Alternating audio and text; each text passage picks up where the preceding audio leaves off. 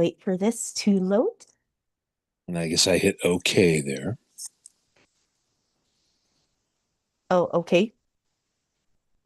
There's a little thing that popped up that said hit OK. So I hit OK. Ah, okay. Okay. All right, so looks like we are live. All right, so let's get started. Welcome everyone to the 70th episode of Goddess Spotlight with Liaserenityrose. I am your host, Leah, and of course, my guest for this Q&A for the 70th is David Wills. Well, I'm glad I'm here. I'm not 70 years old. I think I still have some ways to go, but I'm glad to be here on the 70th episode of your. Is it? Would you consider it a pod? Is it a podcast? Is it a live stream? I guess it's It's a both. podcast. It's Okay. both. It's both. All right. Sounds good. All right, chat. If you want to ask David here any questions, you can put your questions in the live stream chat and I will read them out to him during this stream. And David, why don't you like introduce yourself and what you do? Well, I'm David Wills, not to be confused with another voice actor named David Willis, which sometimes can be confusing that two voice actors around the same time were doing similar shows. But Mm. I'm the David who was the voice of Espio on Sonic X and in the Shadow the Hedgehog game, and also Sonic Rivals 2, I believe. And there may have been something else too. It's hard to remember a lot of this stuff, but I was also Black Narcissus in Sonic X, this villain. Mm. And then in the Shadow of the Hedgehog game, I was the Duke of Soliana, who I guess gave out the instructions on how to play the game. So I would say things like, press the X button and turn to the right.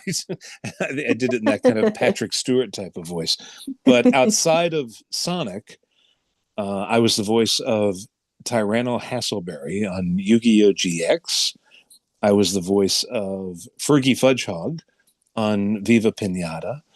Mm. I was the voice of Captain Falcon on F-Zero GP Legend. I was the father on Dinosaur King. And it was just whatever was happening at for kids at the time, because it was kind of like a repertory company where the same actors were used over and over again. I was pretty much on every show with the exception of what's the show? It's like these girls that are fairies. They're like little girls. What's it? I forget the name of the show, but Is it Wings Club? Wings Club. I don't think I was ever on Wings Club, Oh, okay. but Mm. yeah, I that's really that have went to right in think the about it. yeah. But usually I was like a villain of the week. If I was brought on to some of these other shows. Mm. Nice. That is quite a resume, David. Well, thank you. And then before that, I mean, if I could just go on and on. And then before that, I was on MTV Celebrity Deathmatch, imitating Mhm. celebrities. If anybody's ever seen that show, I don't think a lot of that is available anymore. But that was maybe around the year 2000, 1999, 2000. That was really the first professional, well, let's say the first voice acting job for TV. Prior to that, I had done like CD-ROM games and stuff like that. Mhm. But that was my first. Mm. Interesting. That's really, really cool. Oh, okay. Here's my first question for you, David. So, like, tell us your story of how you got into voice acting. So how did I get into it's yeah, that is a good story. You know how they say it's all who you know? Hmm. So I have to go back to childhood. So as a kid, I watched the Looney Tunes cartoons and Woody Woodpecker and Popeye and everybody that was on, all those old cartoons that were just shown on television over and over again. And I would sit and practice the voices. Even though I was a little kid, and there was no way that I was going to sound like an adult Mel Blanc. I would sit there and do the voices over and over and over again. So, and I listened to old time radio at the same time, which always involved voice acting because that was the only thing you had. There was no Hmm. picture, so you had to create pictures with your voice. And I was very influenced by that and influenced by those cartoons. Somewhere in the 90s, I got involved in a radio theater troupe in upstate Mm. New York. And one of my friends, who's a member of that troupe, said to me, "You do celebrity impressions, right?" And I said, "Yeah." And they said, "There's this show on MTV starting up called Celebrity Deathmatch, and Mm. you might be good for it." They gave me the contact info, but I think you would be the guy to do it. So I said, "Yeah, give me the number." So I called. And in those days, this is how long ago this was, they would fax over the list of celebrities that were going to be in that particular episode fighting each other. So it could have been Nicolas Cage versus John Travolta, or uh, Kiss versus NSYNC, something like that. And then Mm. I would go to Blockbuster and I would rent whatever movie with Nicolas Cage or whatever, because it's pre YouTube and any of that. And so I would watch and imitate the voice over and over again. And then I would audition over the phone. They had Mm. a hotline that you could call, and it was basically an answering machine. And I would say, "Hi, this is David Wills, and here's my impression of Nicolas Cage." And then I would do the impression, and I could do it as many times as I felt comfortable. And then they would listen, and if they liked it, then they would call you in for a callback. But usually, if you got a call back, it meant that you were probably going to get it. Mhm. And that was it. And the next thing you know, I was on MTV. I would set up my VHS tape to record it in the VCR. So Mm. Celebrity Deathmatch was on right after TRL on Mm. MTV. So I would catch the last 5 minutes of TRL. So I saw Britney Spears' video for sometimes over and over and over. I must have seen it a million times. And then I would tape Celebrity Deathmatch so I could see it. And then I would catch like the first 5 minutes of the Tom Green show. So for anybody old enough to remember those days, that's what it was like. And from there, I was working on Celebrity Deathmatch, and someone, I believe that was the engineer, said there's this company called Four Kids, and they're doing this show called Ultraman Tiga, and it's a Mm. live action show, and they're dubbing it in English, and they're looking for voice actors. And he gave me a number, and I called, and the same story just repeated itself. And that wound up being Four Kids. I don't think they were called Four Kids at the time, but it was Mm. very early. I mean, they might have been already, but I just remember that they didn't really have a studio. it Mm. it's I seem to recall that it was like at some guy's apartment. That's where I was recording these lines. And then Mm. eventually I watched them grow into this, big studio that had all these shows. Mm. That's really, really cool. Yeah, like it my my father literally tells me like it's who you know. You know, networking is very crucial, if anything. And that's really cool that through like it's from who you were able to get these auditions. Yeah, just be an agreeable person Hmm. and try to be friends with as many people as possible. And it's yeah, because I'm really not much of a go-getter per se. I'm not the sort of person who would go out and sell myself. The only way I would Mm. ever get ahead is if somebody literally put someone else's phone number in front of my nose and told me to call them. That's kind of it. So, those Mm. opportunities when they came along, I just took them. I'm sort of naturally an introvert, so it wouldn't be in my Mm. wheelhouse to you know, I got to get ahead. I gotta knock on doors or whatever. I wouldn't. It's not me. Some people are that way, and I'm sure they're successful that way. So Mm. yeah, it is kind of who you know, and it doesn't have to be somebody super famous either. Hmm. It was just somebody who, it was just luck. Hmm. Yeah, absolutely. I agree. And oh my goodness, I see so many questions here. You guys did not hesitate, and I love that. I'm sorry if I went on too long in my answer and now you're going to be Oh behind in your no. question. I'll try to keep them short. Oh no, you're all good. You're all good. Oh, okay. This one's an interesting question. By Cat Stroller Broke Magic. They ask, how was your time working at Four Kids?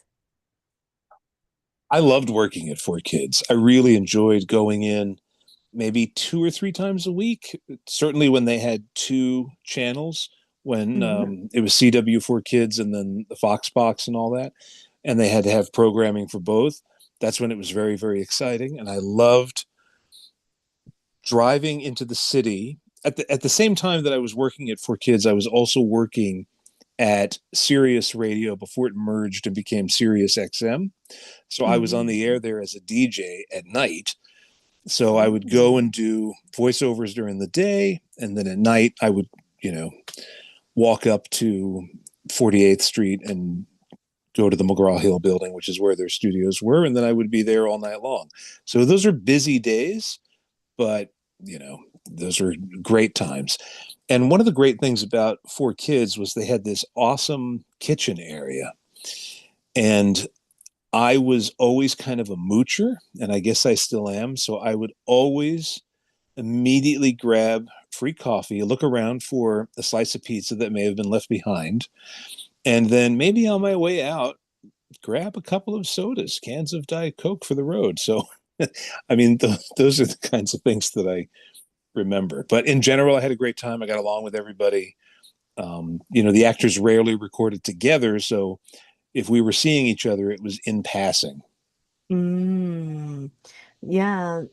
Yeah, that's usually the norm, right? When it comes to like recording in the booth, usually you're like usually by yourself and you don't record as like a group. Um, for a show or anime or video games in Mm-hmm. general. And Yeah, I mean, I did a couple episodes of Teenage Mutant Ninja Turtles, and that was done as a group. So that was fun. We kind of oh. rehearsed and did it like a radio play. And I did the first few episodes of Viva Pinata were done as a group before they split it up. It was just easier. It's just more economically feasible to book people when they're available and then just piece it together. But I would Mm. be, whoever was working on the show, even though I wasn't in the room with them, they would be they would always come a little early for their session if their session was after mine. So let's say Dan Green would come in and he would be sitting and I would see him through the window and then we would goof off and make jokes or whatever and then and same story. I would be showing up a little early and maybe it would be Jason Griffith in the booth and then we'd be silly while he was there and make jokes and that's kind of how I saw everybody. Mm. That's very understandable. Oh, okay. Here is my next question for you, David. Like, tell us the audition process for SBO for Sonic X and what voice direction were you given in order to achieve what the voice directors were looking for? So since this is a long time ago and a lot of these auditions kind of run together, it's my memory, which may not be correct, but it's my memory that I didn't really audition for SBO. Mm. I kind of remember just being asked to do it. And the Oh. direction I had was that SBO was a ninja, so he was very stealthy and he was going to have a deep voice. And the direction was to make him sound a bit like Michael Keaton as Batman. Oh, interesting. So if you know the famous scene where he's like, "I'm Batman," that Hmm. is kind of like what I was going for. I probably was not as breathy maybe as Michael Keaton. So generally a lot of voices I'm trying to imitate someone and failing. And then it just winds up sounding like however it's going to sound. So that was my attempt at a Michael Keaton Batman voice. And I guess it didn't quite come off, but that's good though. That's good. It became something else. Wow. That's so interesting that we're learning some behind the scenes that you were trying to go for like Michael Keaton's like Batman. Yeah, I don't think they would have played me the previous. I think it was Bill Corkery we talked about before we went on. I Yeah. don't think they played me a reference for him. I think they just sort of explained what the character was because Mm. I've done voices similar to that. At the time when I Hmm. first started at Four Kids, and it used to drive me crazy, but every voice I was doing was a guy with a deep voice who was either like a guard, Mm. or there was a show called Funky Cops, and I was like a cop on that show, and I was, hey, get over here, what are you doing? And I was always doing that kind of a voice, and I always wanted to do higher pitched voices, because usually if you were a higher pitched voice, that meant you were a main character on the show. If you're Hmm. a really deep voice, you're usually a villain or somebody on the side or somebody who gets blown up and is never seen again. Um, but in this case, SBO was, although not definitely not a main character, a supporting character who had a decent run, I think, in Sonic X. I don't think he appears until like the middle of the second season, if I'm not mistaken. Yeah. Yeah. Yeah. Mm. Yeah, like I remember like when the Chaotix first debuted in Sonic X. Yeah, it was like I think it was like after the Chaos incident. And literally they were transported to like Chris's world, like their agency, and then you see Vector and Charmy, and then and then they just like introduce themselves and all that. So Well, what I I was just gonna say, what I remember about that is I was sort of confused at first because all of mm, the direction had been SBO is no nonsense, hmm and it's certainly not played for laughs. hmm And it was, we have to discover what we're doing here. And then I was like, why is he paired with these two hmm characters who Yeah. would just drive him crazy? Hmm But because I don't generally when we record, I'm only really seeing the scenes or the shots really of my character speaking, and not necessarily the broader context of what the other characters are saying. Sometimes, for example, if Amy Birnbaum had gone in first, her lines may have been recorded and I may have been able to react off of her lines, but in most cases that wasn't the case. I didn't have anything to react off of, so I was just sort of mm imagining what they sounded like, and then when I actually heard them, it was like, oh, these are like kooky characters, and I'm like hmm the only one who's the only one who's like a stealthy ninja. I am not teamed with stealthy ninjas. hmm Yeah, yeah, the chaotics, it's definitely like I didn't have any prior knowledge about the chaotics until I watched Sonic X. And when I was younger, I was like, yeah, why is he like paired with like these two clowns? Right? Like because you would think like characters like Espio's archetype would be like with other serious characters too, but they turned that around. It's like, no, he's paired with these two clowns. Well, I kind of like it after the Hmm fact, because hmm I've noticed that, and certainly in some of the, I just went at the Sonic Expo in Atlanta, which is my first ever really big convention that I ever went to. hmm And I think there's kind of a sort of a misfit thing happening with hmm Team Chaotix. So it's like, yeah, Team Chaotix does not fit whatever idea you have about a detective agency. hmm But we're going to make it work in our own, you know, messed up way. So we're going to destroy everything, but get the job done. Yeah. Yeah, and because as I got older, I finally saw that, because as a kid you just think, "Oh, why is this like very serious character paired with these two clowns?" But then, you see the bigger picture when you're older. It's like, "Oh yeah, it's like, these three are like a misfits." Yeah, Or it's anything. and it was my desire always to play like a super comedic character. So, my Mm-hmm. glory at Four Kids was playing Fergie Fudgehog because Mm-hmm. that's really more my element. All those years of watching Bugs Bunny or Daffy Duck and wanting to do that kind of voice work. So, whenever I got a wacky character, I was just thrilled. So Fergie Fudgehog was a really high voice, way up here, I can't believe I'm going to a party. And that was just a joy to do. And then, with Sonic X, I'm the one character in that group who's not wacky. Mm-hmm. So I had to be like I had to let everybody else be the comic relief, and I was the straight man. So it was okay. I got used to it.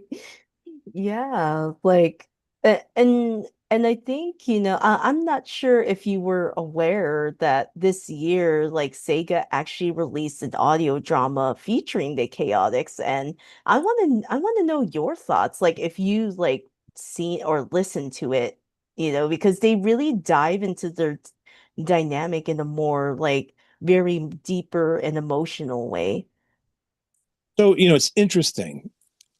As we talked about before we went on, I don't watch anything that I do, or at Mm, least I'll watch up until the point where my character shows up and then I turn it off. So I love hearing everybody mm, else, but once I hear my own voice, it ceases to become a professional production at that point mm, and becomes one of my mm. own little rinky dink art projects. So I just I turned it off. Mm, Similarly, as a result, I'd never really watched, even though I did the shows and I saw, the animation while we were dubbing it. I never actually sat and watched all of the episodes or followed the storyline or, and recently I thought, boy, I should do a YouTube channel, and maybe I'll do it one of these days, where I would react to something like mm, Sonic X, because it would be a legit first time reaction because I've never watched the episodes all the way through, and it mm, might be torture for me to I could probably get through the first series of Sonic mm. X because my character's not in it. So I would probably get through that fine. But Mhm, and I thought, well, that would be kind of good. But then I thought, you know maybe knowing a lot about it would kind of spoil it for me. It's one of the mm, great joys of the Sonic Expo was learning so much from the fans of the show that would come up and talk to me. I'd almost rather hear it from them than actually watch other iterations of Sonic X, if that makes sense. It was just, mm, I get a sense of like what people are interested in. And, it's one of those days. I have a whole list of things. I'm sitting in an apartment that's filled with books that I will hopefully read at some point. And maybe in my old age, I'll go through all of the Sonic stuff. But mm, there's so much of it, it's a little overwhelming too. It's like, so an audio drama sounds like a great idea. It's actually right up my street because that's, the kind of thing that I really like to listen to. Maybe I will check it out. Is Matt Mercer doing it? yes, he is. Yeah, I mean, he's good. I'm sure it's good. hmm Like, because I watched it all the way through, like when they released the episodes, because there's like several episodes, and Mm-hmm. and it really goes from point A to point B, like, and they really do a continuous like storytelling in the audio drama, and it was very phenomenal.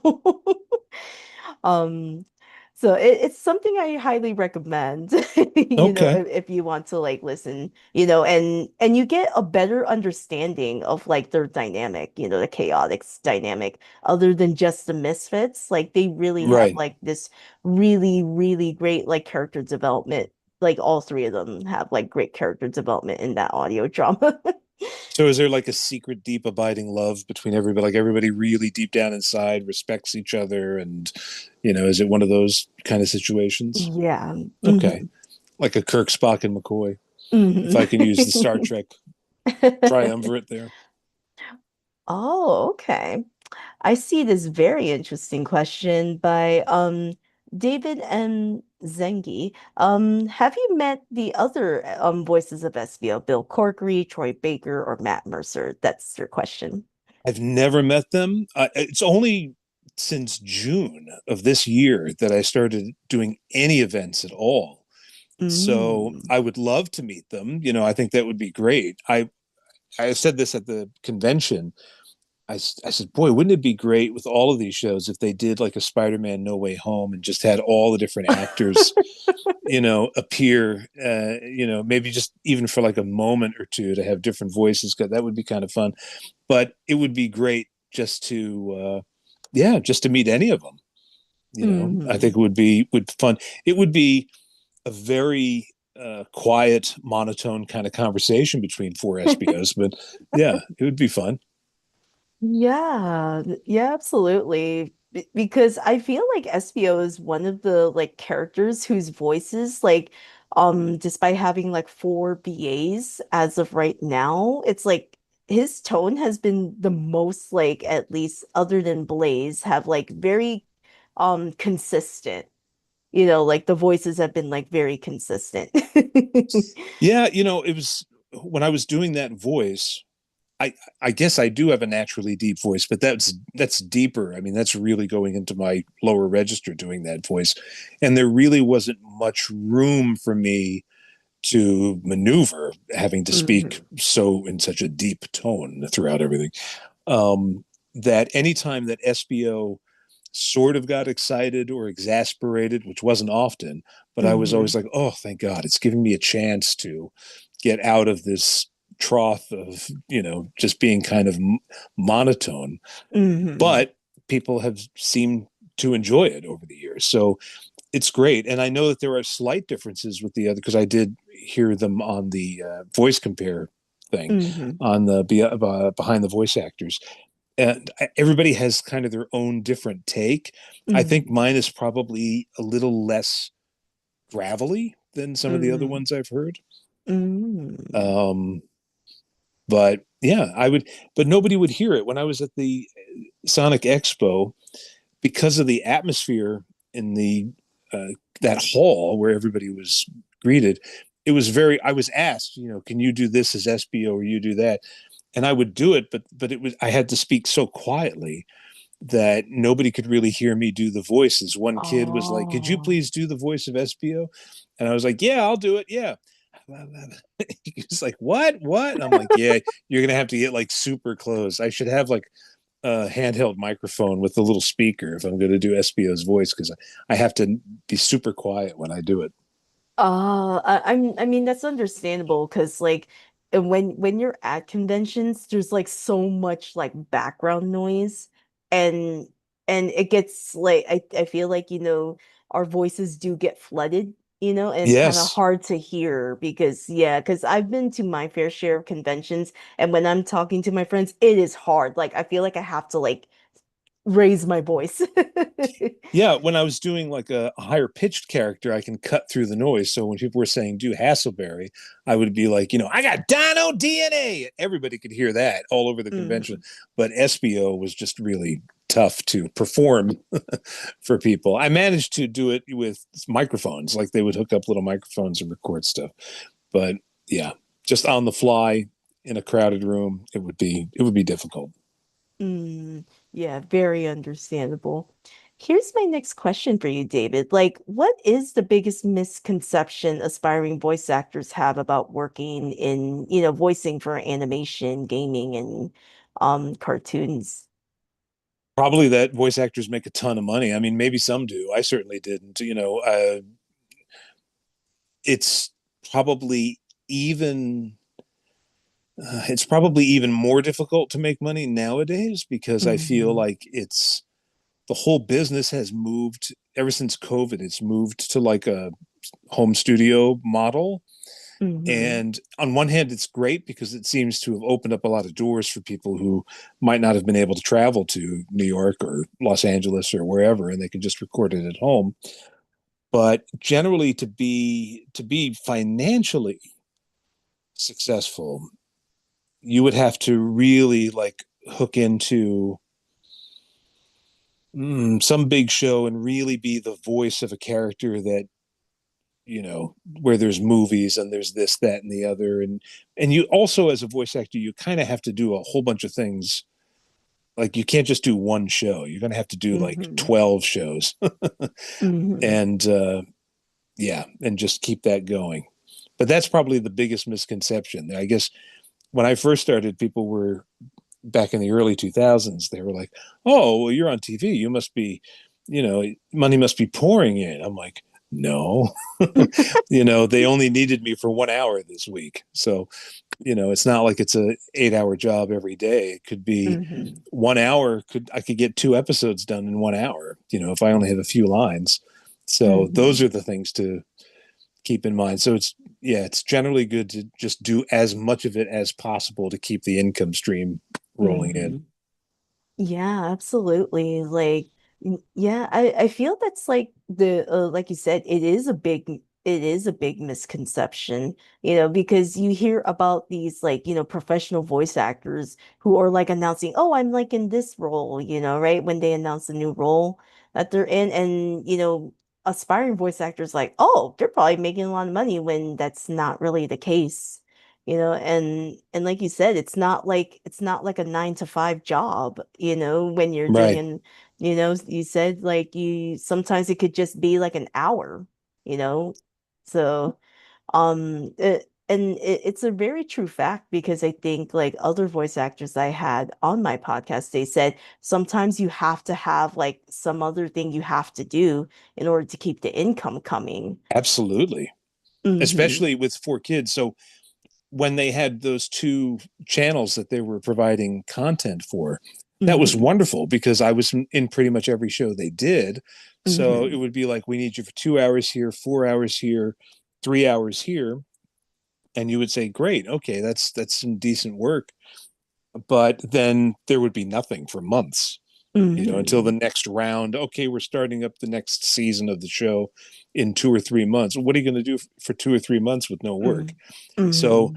I always had basically I had multiple part-time jobs, Hmm. that I was juggling at the same time.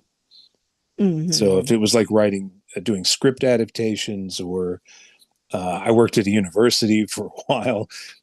So I always had a lot of different things going on to have, just to keep money coming in. Yeah, absolutely. Oh, okay. This one's a really great question that I see in the chat by Mayovi Animates. What's your most memorable moment of voicing any character out of the characters you have voiced? Wow, the most memorable. I mean, I guess it would be Viva Pinata. I mean, I felt like Oh. that show, which was not a big successful show, Viva Pinata, but I felt like that show was so well written, and Mm. the character was just so fun to play, that I remember thinking, this is the fulfillment of what I aspired to do when I was a kid watching those shows. And I liked throwing in ad libs, which I was allowed to do on that show, and just creating, just riffing and coming up with silly things to say, or little sounds, or little noises for the character, and seeing the character change with the way I was playing it. At first, it was kind of a whiny character, and Mm. then I became a little more psychotic and a little more wild, and there were these freakouts that would happen with Fergie, and I felt like the script started to follow that too. So I felt Mm. like I was kind of impacting the way that the show was being written. So that was probably the most fulfilling out of everything. But I mean, I enjoyed all of it. I mean, I would do it again. I loved playing Hasselberry on Yu-Gi-Oh! GX, and obviously I loved playing Espio. It was just a fun thing to be a part of. Mm. Nice. Yeah. It's kind of like this question kind of feels like it's like you have to pick your favorite child. Yeah, But and because this is primarily, I mean, here you have SBO behind you there, and Vector on the other side. So I'm going to be predisposed to talking about SBO. Mhm. But yeah, I mean, I liked them all. I mean, I'll tell you, it's a funny thing. When I was doing those shows, I would tell people what I was doing. I would say, well, I work in television. And they would go, oh, really? What are you on? I'm like, oh, it's a little show called Yu-Gi-Oh! And they would look at me like, what? What did you say? I would say Yu-Gi-Oh! And they're like, what is that? It's a card game, and then they would sort of glaze over, like, what are you talking about? And what's another show? I was on this Pokemon, and they go, Pokey little puppy? No, no, no, Pokemon. It's it. And at that time, people had no idea what any of these shows were, Hmm. and so no one was impressed. So eventually I just Oh. stopped telling people what I did. I would bring up MTV because everybody knew that, but aside from that, I would mention these shows, and they were like, "Huh? What are you working on?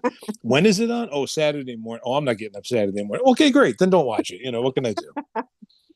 Oh, yeah, because I'm pretty sure that might have been like a really because I know you mentioned Sonic Expo Atlanta and you said that was like your first Mm-hmm. convention that you went to and I know you mentioned earlier that you were like surprised that people were like telling you like, oh, this is like my favorite moment from said character, of any of the characters you voiced. Like, how did it feel from your perspective when fans come up to you, whether if it's Espio or if it's like any of the other characters you voiced that you were my childhood, or they tell you like stories of how impactful you were in your childhood. It's beyond moving.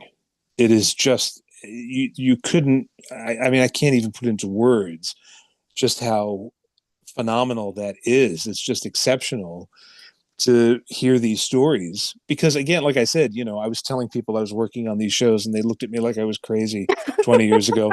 And so now it's like, oh, so people were watching this. It's nice to Mhm. know after the fact. So it's like finally getting a kind of validation, really, from the Mhm. audience. Before, I was sort of performing into a vacuum Mhm. and hoping the checks cleared, and I didn't really think about who was watching, and I wouldn't, there'd be no cause for me to meet or talk to anybody who was watching those shows. um Mhm. so it's been phenomenal. I mean, I would like to do as many of them as I can, and meet as many people as I can. I could sit and listen to those stories all day long. um it's mind-blowing. Although, I can tell you, there was someone, my niece. So back in, Mhm. I had a little niece who watched Viva Pinata, but she Mhm. didn't realize, or she couldn't quite put together, that her Uncle David was the voice of the character. So, Oh. and she lived far away from me, so my sister would put her on the phone, and I would do the voice, but I would have to do it. Like, sometimes I'd be at work, and I would take the call, and I'd have to do the voice. So I'd have to go into a room at work and shut the door, and and do the voice over the phone for my. So she was impressed, but she was like 4. But Mm. that was really it. And also, we haven't talked about it at all yet, but I was very just surprised by the success of One Piece, because that was Mhm. another show that I did at 4 Kids, even though that was kind of an infamous season Mhm. um, of One Piece. But I was Buggy the Clown on that, and Arlong. Mm. So at that show, even though it was a Sonic themed show, people did bring up other roles, and Buggy was one that was brought up often. So was Captain Falcon, which I barely even had like lines on that show, but a lot of people remembered me from Captain Falcon or had fond memories of that show. Only 15 of those episodes aired, and Mm. I didn't have much to do. Captain Falcon wasn't even the main character on the show, but I signed Captain Falcon stuff. People wanted Captain Falcon, so that was kind of Mm. cool. Yeah, yeah, because like it's opened up, that like, oh, there were people who were watching stuff that I was in, you know. Yeah, I mean, Like it's 20 years later. Like I said, mm. I'm getting the validation. It's like, oh, I'm getting the feedback now, which is great. Because for the longest time, even though I continue to work in voice acting, and I was doing in terms of animation. Like I'll always do commercial work, Hmm. but in terms of animation, up until like maybe well, fairly recently, I would say like 2023 or 2024 was maybe the last time I did something significant in Hmm. animation. But it was it was not something that I really promoted, like on my Facebook page or anything. I never really talked about it. And I have Hmm. friends, at work that never even knew that I did any of these voices because it just never came up. And then when I Hmm. started doing the conventions, I'm like, oh my God, I have to change all my social media and start putting stuff. And people are like, why are you advertising Sonic the Hedgehog on your page? I'm like, oh, I did a voice for like, what? You did a voice for the character? When was that? It was 20 years ago. And it's like, well, how come you never said anything? Well, nobody cared about it then 20 years ago. So I just gave up. And Hmm. with One Piece, the 4 Kids season of One Piece was so hated on Hmm. YouTube. I would just see these videos. These guys would do these hour-long video essays, just like full of snark about how awful it was. And at that point, I was like, I don't even want people to know that I did One Piece if it's hated so much. So I didn't even promote that at all. But then I watched it turn around, where it got to be like, yeah, it was goofy, but darn it, we like the good. Now we're kind of embracing that weird 4 Kids One Piece, and so now I'm like, yeah, that's right. I'm the OG Captain Buggy. I'm putting that on my Facebook page. Absolutely. Yeah, yeah, the you could say like it's really evolved over the years where back in the day voice actors weren't really a lot of people don't really think about the voices behind the characters that they're watching on TV, but now it's like because we get to meet these voice actors at conventions, it's created like a whole different perspective of like people like, oh my gosh, I get to meet like the voices behind the characters I enjoy watching, and I think it's because of the whole landscape of all these like conventions, whether if it's about promoting a movie or anime or upcoming cartoons or upcoming games. Now it's become a phenomenon now where people are acknowledging voice actors now in what they voice. So yeah, I definitely agree. It wasn't as, pronounced as it back in the day because people didn't really care back in the day, but now a lot of fans do care because we have these wonderful conventions inviting out all these wonderful voice actors.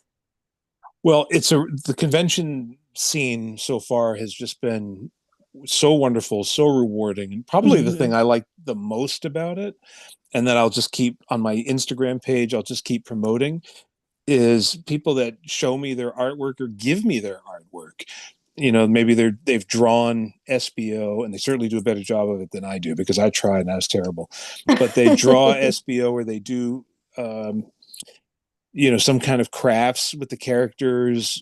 And Hmm. I'm like, well, that's great. If you're into something to the degree that it causes you to want to express yourself artistically, then I'm Hmm. thrilled to be a part of that. I mean, when I was a kid, I used to make my own comic books. I would have my own Ooh. characters. They were all ripped off of, it would be instead of Spider-Man, it would be like Oyster Man or something. I mean, it was just, some kind of a rip off of that. But, it was allowing me to express myself creatively. So if it's the same kind of situation, then it's absolutely thrilling that I'm just super interested in seeing everybody's artwork, and I can't get enough of that. So if you ever do come to a convention and I'm there and you've got some artwork, show it to me. I don't know what I'm going to do with it all. I'm going to have to like put a whole room in my apartment just dedicated to all of that artwork. I have some of it's piled up over here, and I got leaning Mm. against the wall. I've got SBO pictures and all sorts of stuff. Nice. Oh, okay. This one's a really good question by Giselle Garcia 4421. What's your best moment of voicing Hasselberry and Chancellor Shepard in Yu-Gi-Oh! GX? Chancellor Shepard. I don't know if he had like a moment per se, but what I liked about that character is I was basically doing an impression of the actor Ted Knight, who Oh. was he was on the Mary Tyler Moore Show, and he was also on a show called Too Close for Comfort, and he was in the movie Caddyshack. People remember him from that, but he was also a voice actor. So on the Super Friends, he was the voice who would be at the beginning of the credits, and here at the Hall of Justice, the Super Friends will meet. And that was kind of the voice I did for Chancellor Shepard. It was sort of a, well, let's all sit down here and be nice and calm. What are we doing here? And it was that kind of a voice. Hasselberry was always fun because he was just barking out orders, and it was all always quasi military.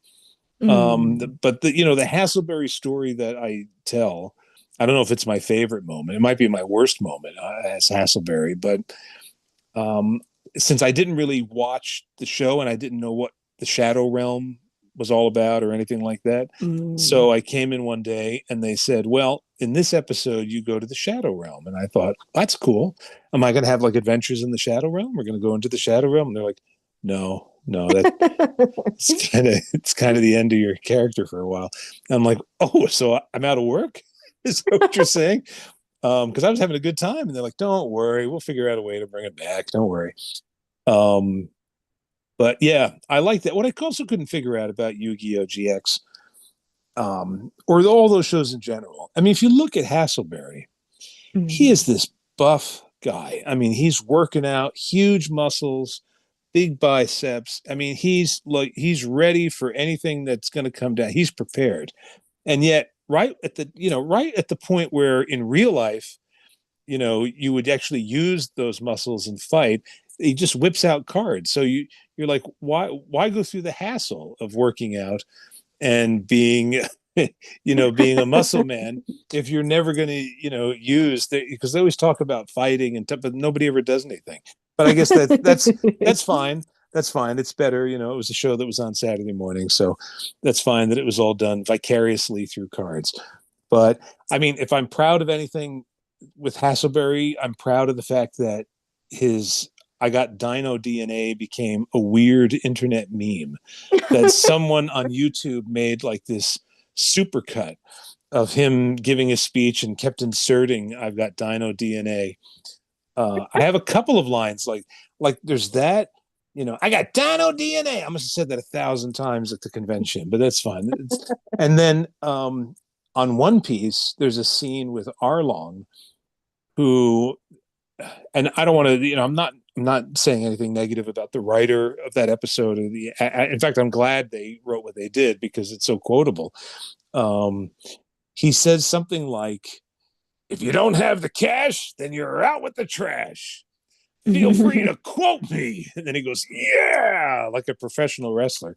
And it's such a weird moment, but it became like this. I kept seeing it over and over again on YouTube. Like people would quote it in the comments. And I'm like, I'm so thrilled to be a meme. If that's awesome. I would love to be like, a sort of anime Rickroll. That would be Mhm. fantastic. If everybody's having a good laugh, that's great. Hmm. Yeah, because that's always got to be like very funny to see like on YouTube, like a quote that you say in like whether a cartoon or an anime or a video game, and then someone just makes a video. Yeah, Yeah. there was a whole bunch of Fergie Fudgehog ones of just Fergie freaking out, which he did. Whenever he would freak out, it was like, and people would just loop that over and over again. I was like, wow, that's like for 30 seconds, it's just me going, but that's cool. Yeah, these memes are great. Oh, okay. Here's another great question I see in the chat by another question by David M. Zengi. What was it like voicing Buggy the Clown from One Piece? Like your entire experience, like voicing that character. That was a great character to do. That was another one of those higher pitched, wacky characters, even though he Mm. was kind of evil. Well, he wasn't kind of, Mm. he was evil. Um, I loved doing that character. I feel like David M. Zangi's a very familiar name. Do I know David M. Zangi? Is he somebody? Maybe I'm connected on Facebook. Or not Facebook, but Instagram. But yeah, the Buggy voice. Well, again, I was basing it on something else. I based it on Mark Hamill's Joker from Batman the Animated Oh, Series because that was the only evil clown oh, I could think of.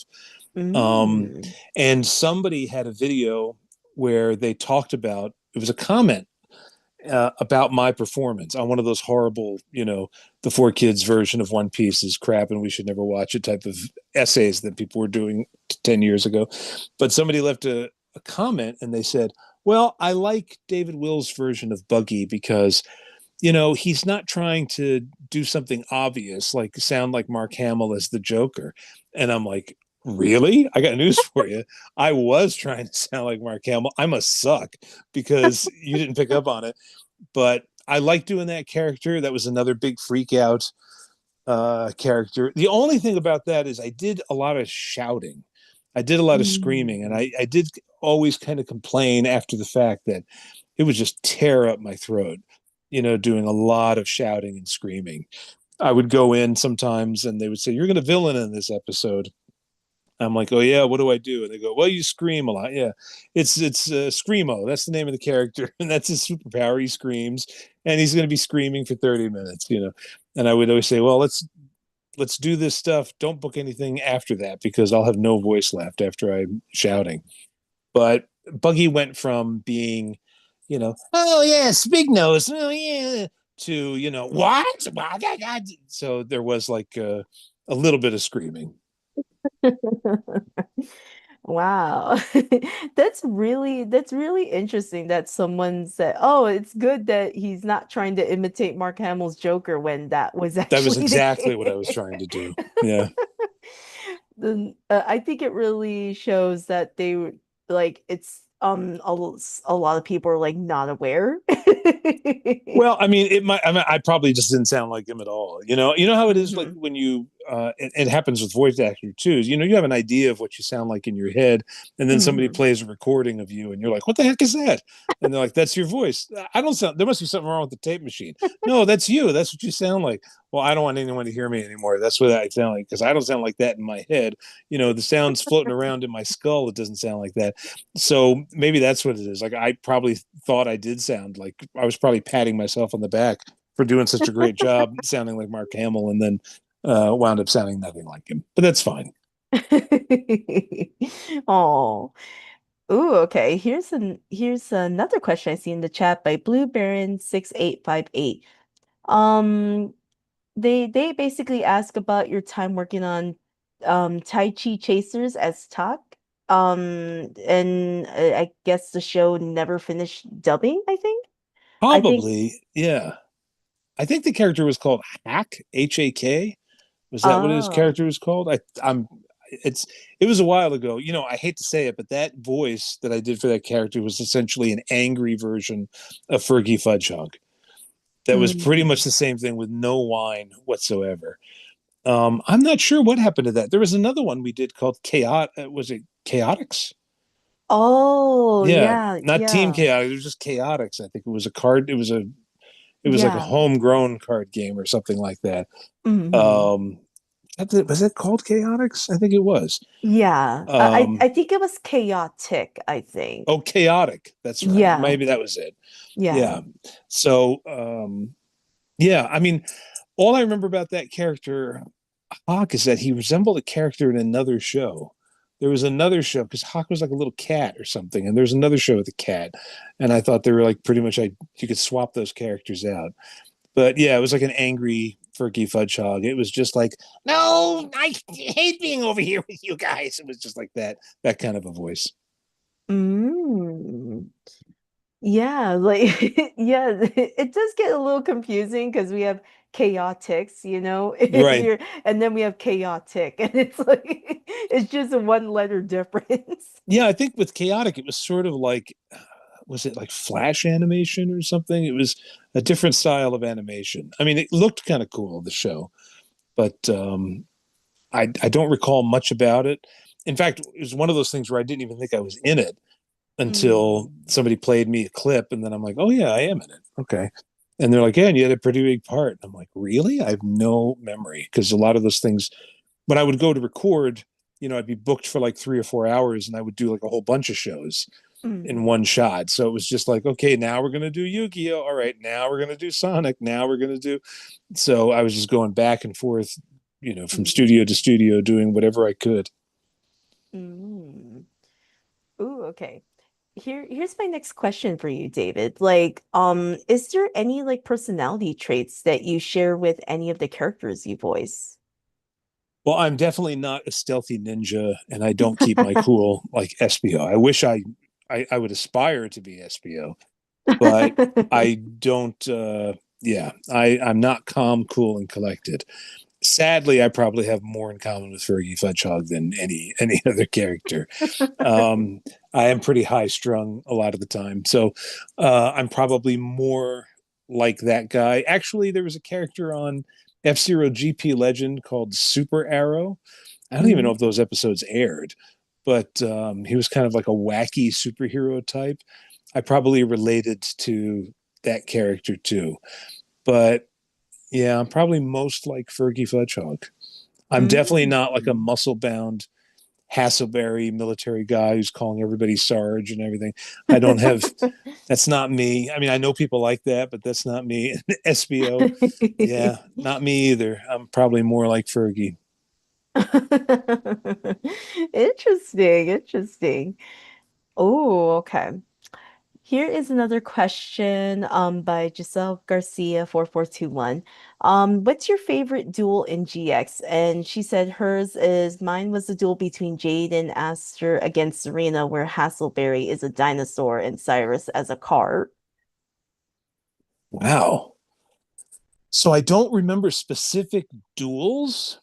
I just Mm, remembered that I know that I think maybe it might have been the first one where because Hasselberry was challenging Jaden, and then it was eventually after this duel that Hasselberry lost, he sort of fell into line, and then he became like Jaden's biggest cheerleader because there was like tension at first, if I remember correctly.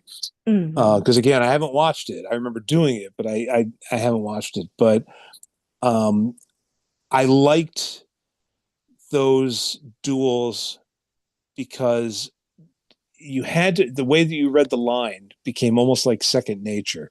Like I could just make it up now. It's just like, I call, you know, blue brontosaurus. This gives me 300 extra attack points. And then I just remember the way those lines were written and how that was done. Um, but not necessarily. I don't know. Maybe that first one. Maybe that first one against Jaden. mm. Now, watch. Somebody's going to say, "Oh, he never fought Jaden." Well, maybe it was in my imagination, but I could have swore that he fought Jaden and he got defeated, and then he wound up being like, if I remember correctly, it was Hasselberry and Cyrus were sort of, battling to be who was going to be second in command to Jaden. Mm. Mm. There should have been another show, like an offshoot show that we didn't see, which was Hasselberry at night going, I can't believe I got to play this game. I'm so much better than him, but I got to keep up appearances. Oh.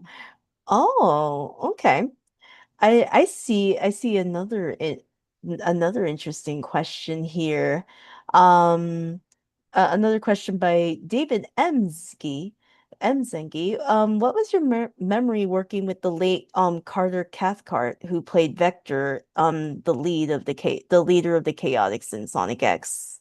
So, again, I probably only would have seen him before a session Mm-hmm. or after a session. So we would not have Mm-hmm. really interacted. It was like when I was telling you before about seeing Amy Birnbaum, Mm-hmm. who I did all those scenes with, but I sort of vaguely remembered Amy from back then. I spent more time with her at the convention Mm-hmm. for those 3 days than I ever did when I was working on the show because she was sitting next to me. Mm-hmm. So I sadly would not really. I didn't really interact other than the typical goofing around, before and after a session.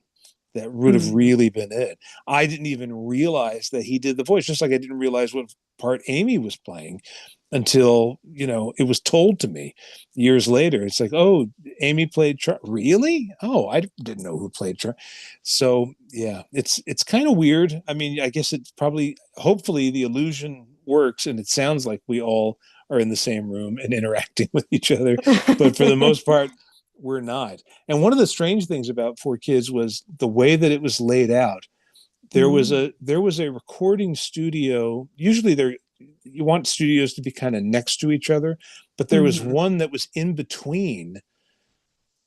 There was a studio that, in order to get through it, in fact, there were two studios like this. In order to get through it, you had to cut through another studio. So mm, we would be recording, and I would get the word, okay, somebody's coming through. And so I would have to stop. And then it would be, I don't know, Amy, it could be anybody who will walk through and say, oh, sorry, sorry. No, no, it's okay. And that would be the other way that we would interact, But I will say that, I mean, you know, with the exception of the people that I just saw all the time, like Dan Green or Eric Stewart, who was directing, or people like that, everybody else, everybody really got along, and it was all about being silly. I mean, I just mm, felt like the entire time was just about being silly, trying to make people laugh. Um, and I mean, I don't know of anybody that I can honestly say like I didn't get along with, or there were bad mm, vibes, or maybe because we just didn't see each other enough for there to ever be bad vibes. But it was, everybody was just great. mm. Nice, I don't know if that answers the question per se, but yeah, everybody was great that I met. nice, nice. Ooh, okay. Um, I'm going to ask my final question, for you, David. Okay.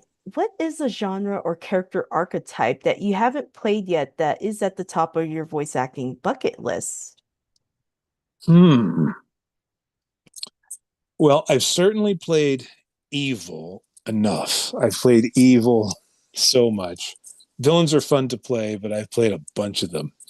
I've Mm, played kind of sort of dopey second bananas. I've played a lot of them. I don't think I've ever played like a strong Captain Kirk character who has it all together, and has the, I'm a big Star Trek fan, but has the respect and admiration of his crew or anything like that. Um usually, I mean, probably the closest I came to that was probably playing Espio. Was probably the closest I came to that, any dynamic like that. But I've never played that kind of a part where sort of the classic leading man type. I'm usually some little freak in the corner, or some disgusting slob who wants to take over the universe. It's usually one or the other. Mm. That's going to be, if I ever write a book, that'll be, or that'll be on my tombstone. Here lies David Wills. He was either an annoying freak or a disgusting slob who wanted to take over the universe. Oh my gosh. And unfortunately, we will have to end this Q&A. I want to thank you, David, for coming onto my podcast and doing this interview. It was my pleasure. I was thrilled to be invited. I wish I could see all the comments that came through, but I'm glad that there were some people checking it out tonight. And I wish you all the best with this podcast that you're doing. I keep wanting to call it a show, but I guess because it's like a video show. And again, just like I said before, this is something that you watched and you were into Sonic, and here you are, you're like, I'm going to take it a step further. I'm going to turn this into some kind of creative thing for me, so it becomes a creative expression for you, and that's just great. So Oh. I'm glad you're doing it. Oh, I appreciate it, David. And of course, I am going to announce my upcoming stream. Just as a reminder, I had to update the change of the date for episode 71 of God Spotlight with LSR, episode 71, which with the Q&A with Nick Marino. Had to be updated to August 27th, so it will be this Thursday at 5 p.m. PT, 8 p.m. ET. And of course, don't forget to like, share, subscribe, and turn on that bell notifications for upcoming live streams and video content. And I will see you guys in the upcoming live stream. Bye, everyone. Bye.